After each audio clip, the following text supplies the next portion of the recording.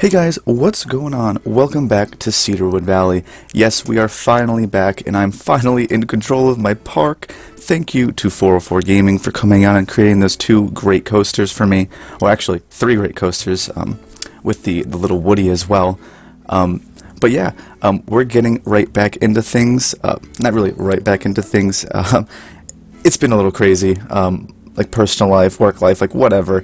I have not been around recently, and I seriously apologize for that, and I missed recording videos, I miss playing this game, I just miss being a part of this community, and it's been quite a long time since I've been able to sit down and actually record this. It's been crazy since the holidays, you know. I have quarterlies at work now. Real jobs are, they're what people tell you they are. Luckily, I very much enjoy my job. There's just a lot going on in my personal life right now where I literally couldn't get my hands to keys to record this and to publish something for you guys. But I'm very excited to be back. I hope none of you guys are like thinking, okay, like this Brody guy is not real anymore, he's not posting this content. For those of you who stuck around and actually are enjoying my content, thank you so much for staying around. I truly enjoy creating this for you guys, and I hope you guys like this. Some other things going on. I am planning on moving to New York City soon. I've been to New York City, I think, the last 5 weekends in a row, and I'm just falling in love with the city every day. The architecture is giving me so many good ideas to do things.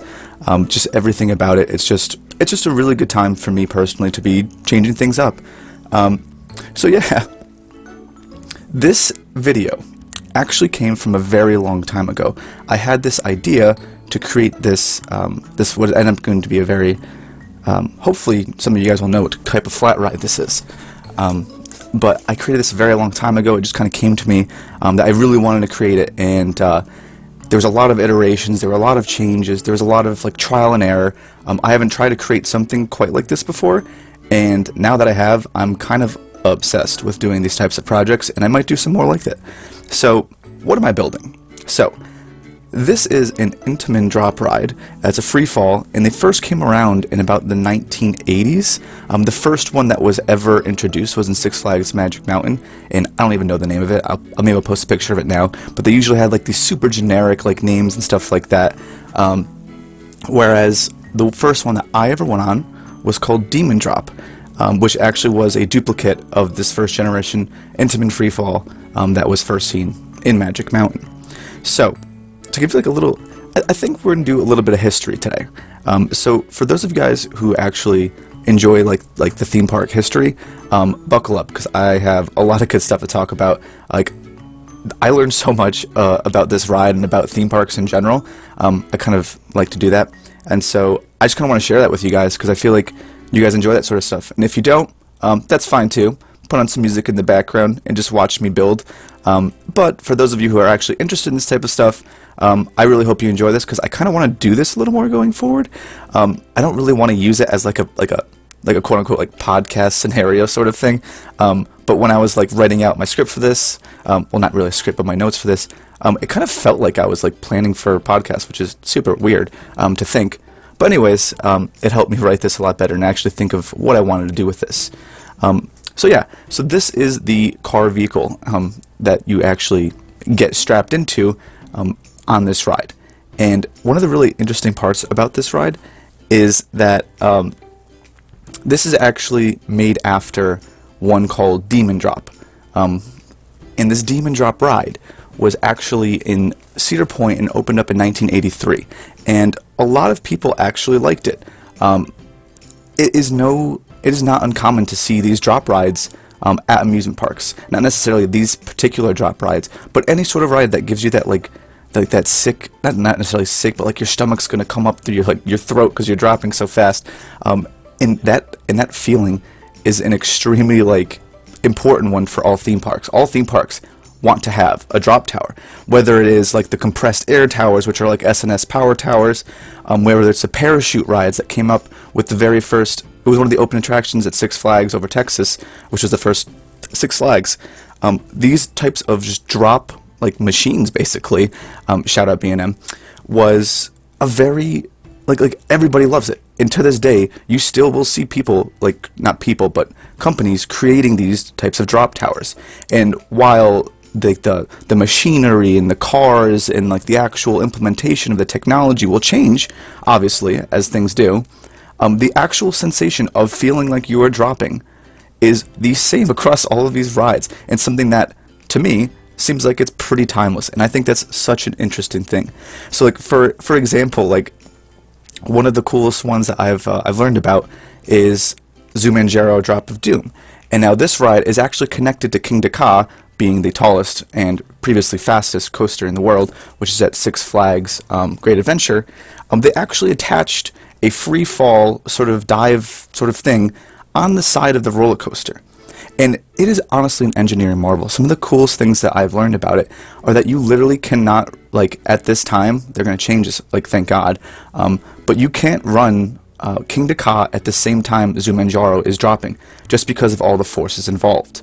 And one of the most interesting pieces about the Zumanjaro ride is the brake system.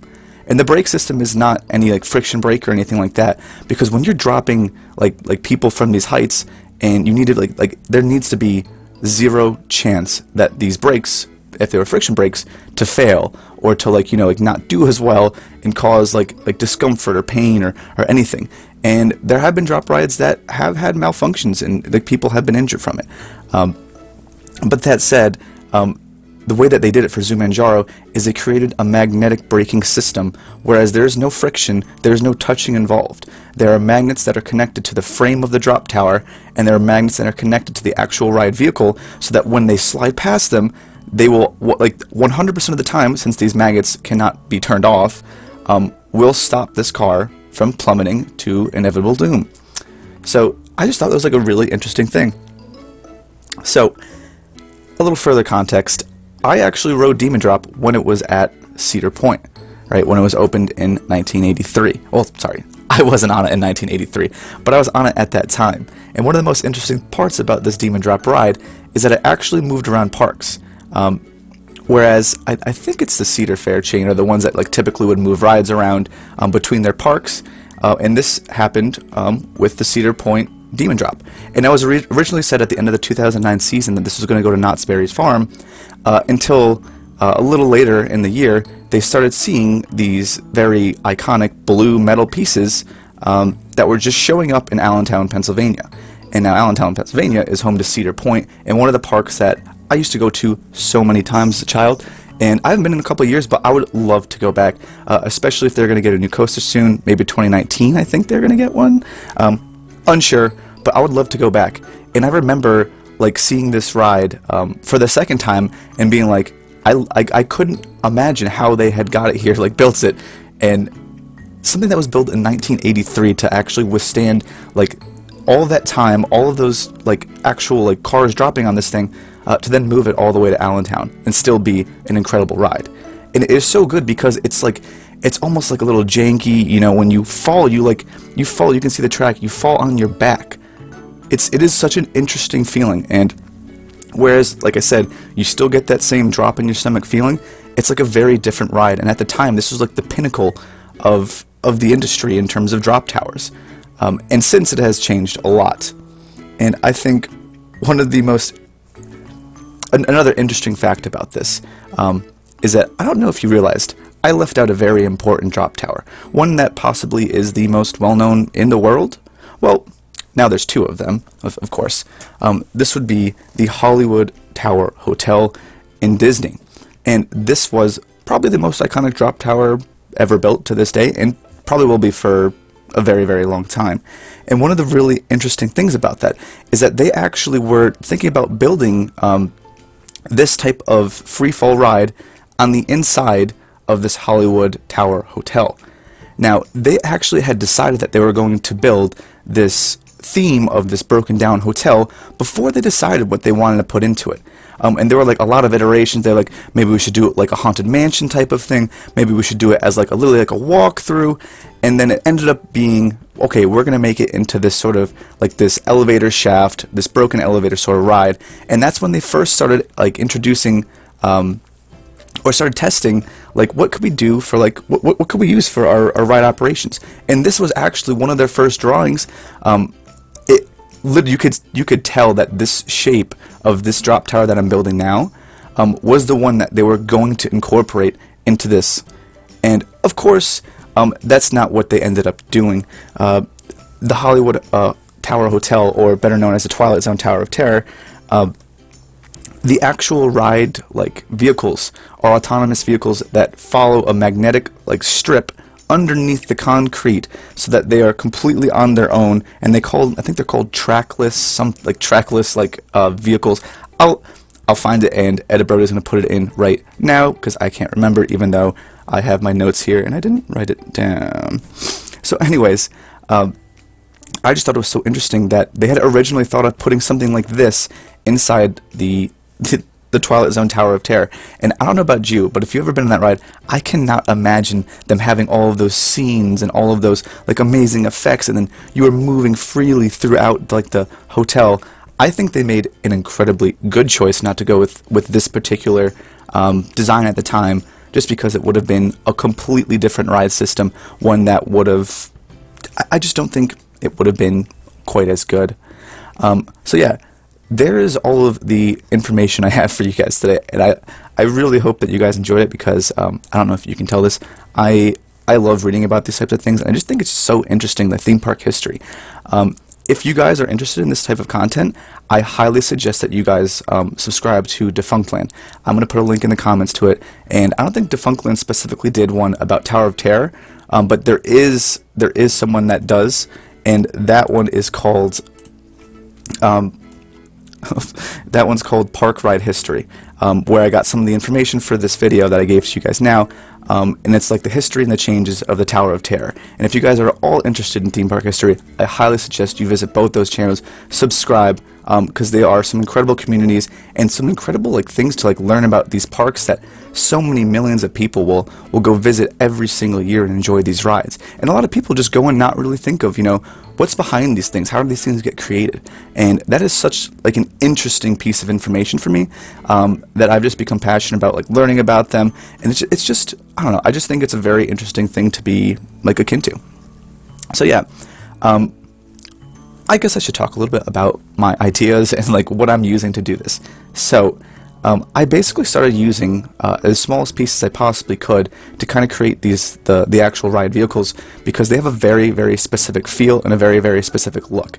And that look is first of all, 1980 machinery, classic Cedar Fair ride, where there is really no sort of actual theme to it, because it's so industrialized and it's just all metal and gears and pulleys and stuff like that, which is why they call it Demon Drop, because it's I'll post a picture of Demon Drop if I haven't already now. There's nothing to do with demons. It is a very blue color. There's no reason for that. So I ended up going with it as well, to be this very loosely themed Batarang. So yes, I know I already have Batarang in this park, but I don't think it fits in with this area. I don't think it fits in with the style of Cedarwood Valley, these unbelievably enormous flat rides. And I don't know if you could tell this about Cedarwood Valley, but we are lacking in the flat ride department, mostly because I'm not a huge fan of the ones that we have in game. I might create some more myself. I might try to implement ways to get these bigger ones in the park to actually make them look okay, I guess, but I'm really not sure what I want to do with that. Also, on top of that point, is that this is an Intamin ride. I already have several Intamin rides in my park, and so it's kind of this history at Cedarwood Valley that we've had this connection and this relationship with Intamin for years and years and years. Whereas I created our drop tower here, which, well, we'll just say that it was moved here, or it was part of this ride sharing program. I'm not sure exactly how I want to make the history behind it, but I do think that's such an interesting piece of Demon Drop's history, and Cedar Point's and Dorney Park's history, that they were sharing that ride. I kind of want to have the same sort of thing with my park.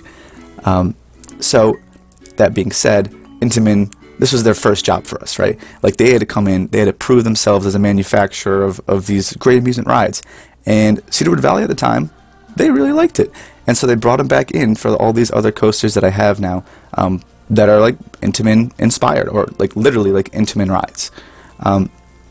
So yeah, that's kind of where this whole ride fits into Cedarwood Valley's spectrum. I'm not really sure where else I'm going to go with that sort of stuff, but for now I'm just going to go with the flow. So now you can see me kind of creating this custom roof. It looks kind of like off right now because I'm building it outside of the actual station where I'm going to put it in. But I think it's supposed to be like very loosely Gotham themed. And if you see like the way that I'm using these fences to kind of use them as like very decorative, almost like what you would see when you're going into Batman the Ride and Six Flags Great Adventure, the sort of like the iron fencing, and like it's like kind of themed, but like not like overly themed, because like you get the idea. Like this is like a Gotham sort of thing, like these are the styles, but it's not like overtly in your face, and it's not overtly gonna hurt the bank accounts or the pockets of the bigwigs of the Cedarwood Fair chain, right? This is like a very easy thing to do for them. There is no theming other than the paint, and then a couple of signs, and then after that they're gonna wipe your hands clean and say, okay, there we go, there's our new themed ride.